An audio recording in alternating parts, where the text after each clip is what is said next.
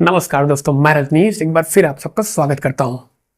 दोस्तों, अगर आपके पास पैसों की इमरजेंसी आन पड़ी है और आपके पास पैसे नहीं हैं और आप अपने पीएफ से पैसा विड्रॉ करना चाहते हैं, अपने पीएफ से पैसा निकालने की सोच रहे हैं, पर आपको नहीं पता है कि आप पीएफ से पैसा कैसे विड्रॉ कर सकते हैं, उसका क्या प्रोसीजर है।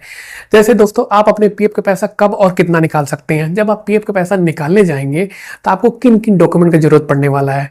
पीएफ का पैसा निकालते समय आपको कौन सा फॉर्म भरना है जिससे आप निकाल सकते हैं। पीएफ का पैसा निकालने की लिमिट क्या है और आप निकालने के लिए किस वेबसाइट पर आपको जाना है, उस पर क्या क्या करना है, क्या प्रोसीजर है। अगर ये सब आपको नहीं मालूम है तो आज की इस वीडियो में आपको ये सब दिखाने वाला हूँ। लाइव दिखाऊंगा दोस्तों, लाइव दिखाऊंगा और सारा कुछ स्टेप बाय स्टेप बताने की कोशिश करूंगा। तो चलिए सारा कुछ देखने और समझने के लिए वीडियो स्टार्ट करते हैं। वीडियो स्टार्ट करने से पहले दोस्तों मेरा आपसे रिक्वेस्ट है, वीडियो पूरा देखिएगा और अगर वीडियो अच्छा लगे तो कृपया लाइक और चैनल को जरूर सब्सक्राइब करिएगा। तो चलिए वीडियो स्टार्ट करते हैं। दोस्तों, अब यहाँ से मैं स्टेप बाय स्टेप आपके सारे सवालों के जवाब देने की कोशिश करूंगा। बस आपसे रिक्वेस्ट इतना है कि वीडियो बनी रहिएगा। तो दोस्तों, जो हम लोगों का सबसे पहला सवाल है वो है कि हम अपने पीएफ का पैसा कब और कितना विड्रॉ कर सकते हैं, उसमें क्या लिमिट होता है, क्या कैपिंग होता है। तो दोस्तों 6 तरीका है जिनसे आप अपने पीएफ के पैसे को विड्रॉ कर सकते हैं। अगर आपको जरूरत लगता है तो 6 जरूरतों पे आप अपने पीएफ के पैसे को विड्रॉ कर सकते हैं। पहला दोस्तों क्या है, बीमारी में आप विड्रॉ कर सकते हैं। दूसरा, घर खरीदने में कर सकते हैं। तीसरा, होम रिनोवेशन में कर सकते हैं। शादी में कर सकते हैं। और अगर आप होम लोन का पार्ट पेमेंट करना चाहते हैं तो कर सकते हैं। ये 5 तरीका है और इन 5 तरीकों में दोस्तों कैपिंग भी है, मैं आपको आगे बताता हूँ। और छठा तरीका दोस्तों क्या है, 2016 में पीएफ के नियमों में बदलाव करा गया था जिससे एक नियम और जोड़ा गया, एक जरूरत आपका और जोड़ा गया 6 जरूरतों में। तो वो जरूरत क्या है दोस्तों, अगर आपका जॉब चला जाता है, आपकी नौकरी चली जाती है, तो नौकरी जाने पे अगर 1 महीना तक आपकी नौकरी नहीं लगती है तो आप अपने पीएफ का लगभग 75% विड्रॉ कर सकते हैं। अगर आपका नौकरी दूसरे महीने में नहीं लगता है तो आप अपने पीएफ का जो रेस्ट 25% बचा है वो भी विड्रॉ कर सकते हैं। उसके बाद जो दोस्तों मैंने 5 तरीका बताया, 5 जरूरत बताया आपका, उन जरूरत में कैपिंग है। आप पूरे अपने पीएफ का पैसा विड्रॉ नहीं कर सकते हैं, कैपिंग लगी हुई है। दोस्तों अगर आप बीमार हो गए, आपकी बीमारी विड्रॉ करना चाहते हैं तो सैलरी का लगभग 6 टाइम आप अपने पीएफ विड्रॉ कर सकते हैं। उसके बाद दोस्तों घर खरीदने में दोस्तों आप पीएफ का 90% विड्रॉ कर सकते हैं। होम रिनोवेशन में दोस्तों सैलरी का 12 टाइम विड्रॉ कर सकते हैं। उसके बाद शादी में दोस्तों आप जो पीएफ है उसका 50% विड्रॉ कर सकते हैं। और जो होम लोन पार्ट पेमेंट है उसमें आप पीएफ का लगभग 90% विड्रॉ कर सकते हैं। तो ये दोस्तों हो गया कि आप आपके 6 तरीका, 6 जरूरतों में अपने पीएफ का कितना कितना पैसा विड्रॉ कर सकते हैं। उसके बाद दोस्तों आता है डॉक्यूमेंटेशन। आप अगर पीएफ का पैसा विड्रॉ करना चाहते हैं तो आपको क्या क्या डॉक्यूमेंट चाहिए होगा। तो बहुत सारा डॉक्यूमेंट नहीं चाहिए, बेसिक सा 3 डॉक्यूमेंट आपको चाहिए। पहला पैन कार्ड, दूसरा आधार, तीसरा आपका चेकबुक या पासबुक की फोटोकॉपी मतलब फोटो चाहिए होगा। ये हो गया दोस्तों डॉक्यूमेंट। उसके बाद दोस्तों अगर बात करें फॉर्म की, तो दोस्तों जब आप फॉर्म पीएफ विड्रॉ करने जाते हैं तो आपको 4 प्रकार का फॉर्म भरना पड़ता है या अलग अलग 4 प्रकार के फॉर्म दिखाई पड़ते हैं ऑनलाइन जब आप प्रोसेस करते हैं पीएफ विड्रॉ के लिए। तो चारों फॉर्म दोस्तों अलग अलग होते हैं, मैं आपको बताता हूँ। जैसे होता है दोस्तों फॉर्म 31, फॉर्म 19, उसके बाद फॉर्म 10C, 10D। ये चारों अलग अलग फॉर्म है और अलग अलग तरह के पीएफ विड्रॉ करने में ज़रूरत पड़ता है, भरना पड़ता है। पहला जैसे दोस्तों होता है फॉर्म 31। तो फॉर्म 31 जब आप पार्शियल पेमेंट निकालते हैं पीएफ से ड्यूरिंग जॉब, जब दोस्तों आप पेमेंट निकालते हैं पीएफ से विड्रॉ करना चाहते हैं तो फॉर्म 31 आपको फिल करना पड़ता है। ये पार्शियल पेमेंट के लिए 31 होता है। उसके बाद दोस्तों आता है फॉर्म 19। तो फॉर्म 19 दोस्तों होता है जब आप आफ्टर जॉब, नौकरी छोड़ने के बाद जब आप पीएफ विड्रॉ करने जाते हैं, फुल पेमेंट विड्रॉ करते हैं, तो उसमें दोस्तों फॉर्म 90 आपको फिल करना पड़ता है। उसके बाद दोस्तों आता है फॉर्म 10C जब आप पीएफ का पेंशन विड्रॉ करते हैं तो फॉर्म 10C आप फिल करते हैं। उसके बाद दोस्तों होता है फॉर्म 10D। उसमें एक फुल पेंशन होता है, एक होता है मंथली पेंशन। जब आप मंथली पेंशन विड्रॉ करना चाहते हैं तो फॉर्म 10D आप फिल करते हैं। ये दोस्तों 4 प्रकार के फॉर्म होते हैं और अलग अलग आपको फिल करना है। आफ्टर जॉब फॉर्म 19 है और ड्यूरिंग जॉब जब आप पार्शियल पेमेंट निकालते हैं तो उसमें आप फॉर्म 31 फिल करते हैं। उसके बाद दोस्तों पीएफ विड्रॉ करते समय कुछ नियम शर्तें इनके और हैं। वो क्या है, जब आप दोस्तों पीएफ 5 साल के पहले, ग्रेजुएटी के पहले आप जब पीएफ विड्रॉ करते हैं, मान लीजिए आपका जो जो नौकरी का जो जॉब का ड्यूरेशन है वो 5 साल नहीं हुआ है, आपकी ग्रेजुएटी नहीं बनी है पहली, उसके पहले आप जब पीएफ विड्रॉ करते हैं और वो पीएफ अगर 50,000 से ऊपर होता है तो आपको 10% टीडीएस देना पड़ता है। और अगर 5 साल के बाद निकालते हैं तो TDS नहीं देना होता है। इसमें दोस्तों एक नियम और है, अगर आप 15G फॉर्म 15G फिल करते हैं तो उसमें फिर आपका जो 10% TDS है वो बच सकता है। पर इसमें एक और नियम है दोस्तों, ये नियम क्या है, फॉर्म 15G तभी काम करेगा जब आपका जो इनकम है, आप इनकम टैक्स के स्लैब में नहीं आ रहे होंगे, आपका इनकम टैक्स से स्लैब नहीं आएगा, तभी आपको 10% जो TDS उसमें छूट मिलेगी। अगर आपका इनकम टैक्स के स्लैब में है तो आपको 15G भरेंगे, कुछ फ़ायदा नहीं होगा। दोस्तों ये कुछ वो सवाल थे जो मुझे लगा कि आपके मन में आ सकता है, आपके दिमाग में आ सकता है, आपको जानने की ज़रूरत है, वो मैंने बताने की कोशिश करा है। अब इसके बाद दोस्तों मैं आपको सारा कुछ लाइव दिखाऊंगा, ऑनलाइन प्रोसेस कैसे आप करके विड्रॉ कर सकते हैं, कहाँ कैसे होगा, सारा कुछ मैं आपको लाइव दिखाऊंगा। तो लाइव दिखाने के लिए अब मैं आपको ले चलना चाहता हूँ अपने लैपटॉप पर। तो चलिए लैपटॉप पर चलते हैं। दोस्तों अब मैं आ गया हूँ अपने लैपटॉप पे। अब यहाँ से हम लोग चलते हैं ब्राउजर में। चलिए ओपन करते हैं ब्राउजर। ये ब्राउजर, इसको करते हैं ओपन। ये दोस्तों ब्राउजर ओपन हो गया है। अब दोस्तों आपका कोई भी ब्राउजर होगा उसके सर्च बार में आपको बहुत लंबी चौड़ी वेबसाइट टाइप करने की जरूरत नहीं है। आपको सिर्फ 4 वर्ड लिखना है, EPFO, यही 4 वर्ड लिखना है ब्राउजर में। लिखने के बाद आपको सर्च करना है। तो चलिए कर देते हैं सर्च। जैसे दोस्तों आप सर्च करते हैं कुछ इस तरह का इंटरफेस ओपन होता है। अब यहाँ पे आपको स्क्रॉल करके नीचे नहीं जाना है, सिंपल जो पहला ही आपको दिख रहा है वेबसाइट, एम्प्लॉय प्रोविडेंट फंड, इसी वेबसाइट पे आपको जाना है और यही करना है क्लिक। तो चलिए करते हैं इस पे क्लिक। जैसे दोस्तों आप क्लिक करते हैं कुछ इस तरह का इंटरफेस ओपन होता है। अब ये दोस्तों जो पीएफ का मेन पेज है वो है, तो यहाँ पे आप क्लिक करके लैंड कर जाते हैं। अब उसके बाद दोस्तों आपको कंफ्यूज नहीं होना है, सिंपल यहाँ अगर आप राइट साइड देख रहे हैं तो यहाँ देखिए लिखा है online claim member account transfer. तो online claim member account transfer पे आपको करना है क्लिक। तो चलिए करते हैं क्लिक। ये क्लिक कर दिया। जैसे दोस्तों आप क्लिक करते हैं, क्लिक करने के बाद कुछ इस तरह का इंटरफेस ओपन होता है। अब यहाँ पे देखिए कि अलर्ट है साइबर फ्रॉड से रिलेटेड, तो आप पढ़ सकते हैं। मैंने पढ़ लिया। अब इसको करते हैं ओके। ठीक है, पढ़ लिया। तो दोस्तों क्लिक करने के बाद कुछ इस तरह का इंटरफेस ओपन होता है और यहाँ पे अगर आप इसके राइट साइड में देख रहे हो तो यहाँ लिखा है यूएन पासवर्ड कैप्चा। तो यहाँ पे आपका यूएन नंबर टाइप करना है, उसके बाद पासवर्ड और कैप्चा। तो मैं करता हूँ यूएन नंबर टाइप। ये दोस्तों मैंने यूएन टाइप कर दिया है और पासवर्ड डाल दिया। उसके बाद इसमें एंटर करता हूँ कैप्चा। अब दोस्तों इसमें मैंने यूएन पासवर्ड और कैप्चा एंटर कर दिया है। कैप्चा बिल्कुल सही होना चाहिए, अगर सही नहीं होगा तो ओटीपी नहीं आएगा। तो करते हैं हम लोग साइन इन पे क्लिक। ये कर दिया साइन इन पे क्लिक। दोस्तों जैसे साइन इन पे क्लिक करते हैं आप, आपके रजिस्टर्ड मोबाइल नंबर पे जो आपके यूएन से रजिस्टर्ड होता है उस पर एक ओटीपी आता है, तो वो ओटीपी यहाँ पे एंटर करना है।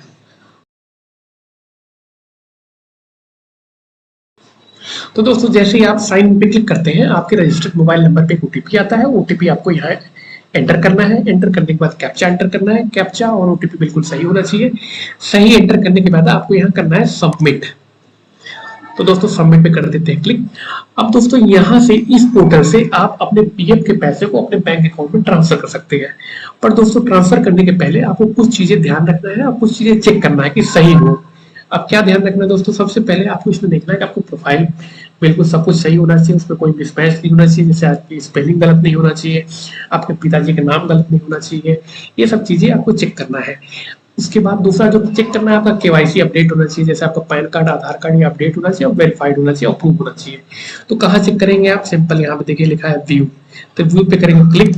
क्लिक करने के बाद यहाँ जाके आप प्रोफाइल चेक कर सकते हैं। प्रोफाइल चेक कर इस पे करना होगा आप क्लिक। जैसे प्रोफाइल पे क्लिक करेंगे दोस्तों कुछ इस तरह का इंटरफेस ओपन होता है। अब यहाँ पे आप अपना नाम, अपने पिताजी का नाम, डेट ऑफ बर्थ, ये सारा कुछ देख सकते हैं, इसमें कोई मिसमैच ना हो। इसके बाद दोस्तों क्या आता है, आपका आता है केवाईसी। केवाईसी के लिए आप कहाँ जाएंगे, आप जाएंगे मैनेज में। मैनेज पे आप क्लिक करेंगे। क्लिक करने के बाद दोस्तों यहाँ पे आप देखेंगे लिखा है केवाईसी।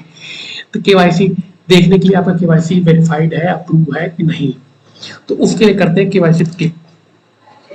दोस्तों केवाईसी क्लिक करने के बाद कुछ इस तरह का इंटरफेस ओपन होता है। अब दोस्तों जैसे मैंने आपको बताया आपका 3 डॉक्यूमेंट, पैन कार्ड, आधार और बैंक अकाउंट नंबर और IFSC कोड जो होता है, ये दोनों बिल्कुल सही होना चाहिए। अगर एक भी मिसमैच हुआ, गलत हुआ, तो आपका क्लेम रिजेक्ट हो जाएगा। तो यहाँ देखिए, यहाँ डॉक्यूमेंट टाइप पे देखेंगे डॉक्यूमेंट है ये, उसके बाद नीचे वो डॉक्यूमेंट लिखा हुआ बैंक, पैन, आधार, उसके बाद स्टेटस पे देखिए यहाँ अप्रूव होना चाहिए। अगर कोई अप्रूव नहीं हुआ या इसमें कुछ भी मिस हुआ नहीं है तो आपका क्लेम रिजेक्ट हो जाएगा। तो उसके लिए क्या करेंगे दोस्तों, आप सिंपल यहाँ देखेंगे, यहाँ लिखा है click on KYC document to add. तो जो डॉक्यूमेंट मान लीजिए पैन नहीं है या बैंक अकाउंट का नंबर या IFSC नहीं है, तो आप यहाँ से ऐड कर सकते हैं। तो दोस्तों ये सब जरूरी चीजें जैसे आपका बैंक, पैन और केवाईसी, प्रोफाइल, ये सब आप चेक कर लेंगे। चेक करने के बाद तब हम लोग आगे बढ़ेंगे। तो पैसा आप क्लेम करने के लिए या विड्रॉ करने के लिए क्या करेंगे, यहाँ देखिए लिखा है ऑनलाइन सर्विसेज। तो ऑनलाइन सर्विसेज दोस्तों आपको करना है क्लिक। जैसे ऑनलाइन सर्विसेज पे आप क्लिक करेंगे, क्लिक करने के बाद पहला ही नंबर आता है क्लेम। अब इसमें देखिए 4 फॉर्म है, फॉर्म 31, फॉर्म 19, 10C, 10D। इस पे करना है आपको क्लिक। चलिए कर देते हैं क्लिक। तो दोस्तों जैसे ऑनलाइन सर्विसेज पे क्लिक करते हैं कुछ इस तरह का इंटरफेस ओपन होता है। अब यहाँ पे दोस्तों क्या है, मेंबर डिटेल है। आप अपना नाम चेक कर सकते हैं, डेट ऑफ बर्थ चेक कर सकते हैं, पिताजी का नाम अपने चेक कर सकते हैं। ये सारा चीज चेक करने के बाद नीचे देखेंगे तो उसके बाद है केवाईसी डिटेल्स। केवाईसी डिटेल में आपका आधार नंबर, पैन नंबर और बैंक अकाउंट नंबर। यहाँ दोस्तों अगर आप देखेंगे तो बैंक अकाउंट नंबर का जो बॉक्स है वो खाली है। तो इसमें आपको बैंक अकाउंट नंबर अपना वेरीफाई करना है। तो आपको वही बैंक अकाउंट नंबर देना है जो आपके यूएन से लिंक है, जो आपके यूएन नंबर से लिंक है, वही बैंक अकाउंट नंबर इसमें देना है, नहीं तो आपका क्लेम रिजेक्ट हो जाएगा। तो इसमें मैं करता हूँ bank account number enter. Bank account, तो दोस्तों बैंक अकाउंट नंबर एंटर करने के बाद आपको वेरीफाई करना है। तो करते हैं वेरीफाई पे क्लिक। तो दोस्तों जैसे ही आप वेरीफाई पे क्लिक करते हैं कुछ इस तरह का इंटरफेस ओपन होता है। और यहाँ पे दोस्तों सर्टिफिकेट ऑफ अंडरटेकिंग, ये दोस्तों पूछते हैं जो अकाउंट नंबर आपने दिया है वो सही है और इसी में आप पैसा चाहते हैं। तो बिल्कुल हम इसी में चाहते हैं और ये कंडीशन है, आप पढ़ सकते हैं। इस पे करते हैं हम लोग यस।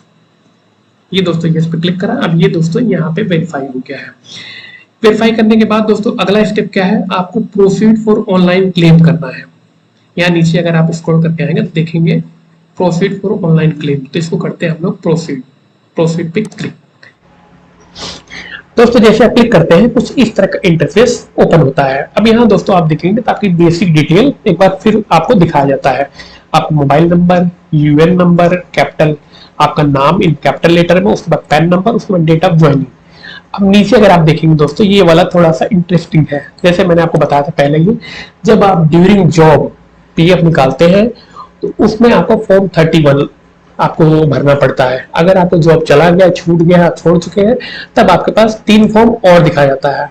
फॉर्म 19, 10C, 10D, ये 3 फॉर्म और दिखता है।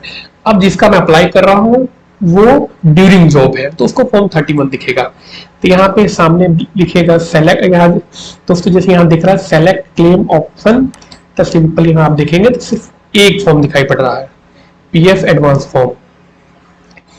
तो दोस्तों हम लोग क्या करते हैं, इस पर करते हैं क्लिक। जैसे क्लिक करेंगे कुछ और फॉर्म खुल के आ जाएगा। तो करते हैं क्लिक। ये देखिए दोस्तों जैसे क्लिक करा कुछ और फॉर्म खुल के आ गया। अब इसमें कुछ और आपका बेसिक डिटेल पूछा जा रहा है, वो आपको यहाँ फिल करना है। दोस्तों पहला क्या दिख रहा है, सेलेक्ट सर्विस। तो सेलेक्ट सर्विस में क्या करेंगे हम लोग, जिस भी अकाउंट से आप निकाल रहे हैं वो आपको सेलेक्ट करना है। पर दोस्तों यहाँ तक आने पहले आपको एक चीज और कर लेना है। अगर आपने दोस्तों मान लीजिए 4 कंपनी में काम करा है तो चारों कंपनी का पीएफ कोशिश करिए कि एक में ही ट्रांसफर कर लीजिए, उसके बाद विड्रॉ करिए। तो दोस्तों एक सेलेक्ट कर लिया है। उसके बाद ये पूछता है purpose for which advance is required. जैसे मैंने आपको पहले बताया कि जो 6 तरीका है, जो 5 तरीका है उससे आप जनरली निकाल सकते हैं। इसमें बहुत सारा तरीका आपको दिखाया जाएगा। तो चलिए मैं आपको दिखाता हूँ। क्लिक करेंगे बहुत सारा दिखता है। तो यहाँ बेसिक आसानी से निकालना है तो इलनेस में डाल के निकाल सकते हैं आप। तो इलनेस सेलेक्ट करा है। उसके बाद इसके बाद दोस्तों कितनी पैसों की जरूरत है, ये देखिए लिखा है आवश्यक अग्रिम की राशि। तो सिंपल इनको चाहिए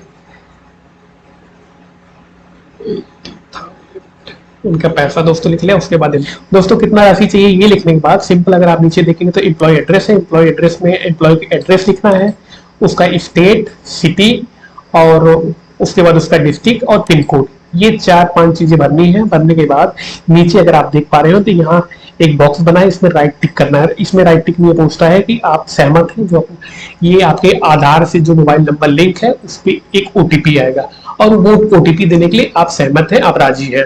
तो अगर राजी हैं तो क्लिक करिए। जैसे क्लिक करेंगे एक विकल्प और प्रकट होता है, उसमें लिखा है गेट आधार ओटीपी। तो गेट आधार ओटीपी के लिए सिंपल आप इस पे क्लिक करेंगे तो आपका नंबर जो आधार से लिंक है उस पर ओटीपी आएगा। तो चलिए करते हैं क्लिक। ये दोस्तों क्लिक कर दिया। अब देखिए दोस्तों एक ओटीपी का बॉक्स खुल गया है। अब इसमें आपके नंबर पे आधार नंबर से जो लिंक होगा उस पर एक ओटीपी आएगा। वो ओटीपी दोस्तों यहाँ इनको देना है। अब दोस्तों OTP आ गया है, मैं एंटर करता हूँ OTP।